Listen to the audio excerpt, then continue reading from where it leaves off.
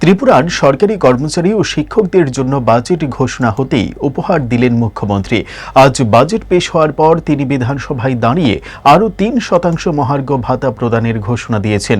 ১ April থেকে এই সিদ্ধান্ত কার্যকর হবে, তাতে অতিরিক্ত ৩০০ কোটি টাকা ব্যয় হবে। এই ঘোষণায় পেনশনভোগীরাও উপকৃত হবেন। এই ঘোষণার ফলে রাজ্যে বর্তমানে ৩৩% মহার্ঘ ভাতা প্রদান করা হবে বলে জানিয়েছেন মুখ্যমন্ত্রী অধ্যাপক ডাক্তার মানিক সাহা।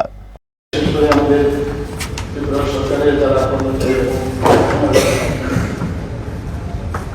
সকল কর্মচারীদের জন্য ত্রিপুরা সরকারের আমরা অতিরিক্ত মহার্ঘ ভাতা রিয়ানের যেমন 3% বৃদ্ধির আমি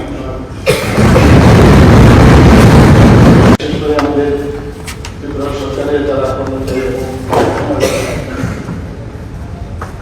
সকল কর্মচারীদের জন্য ত্রিপুরা সরকারের আমরা অতিরিক্ত মহার্ঘ ভাতা রিয়ানের যেমন 3% বৃদ্ধির আমি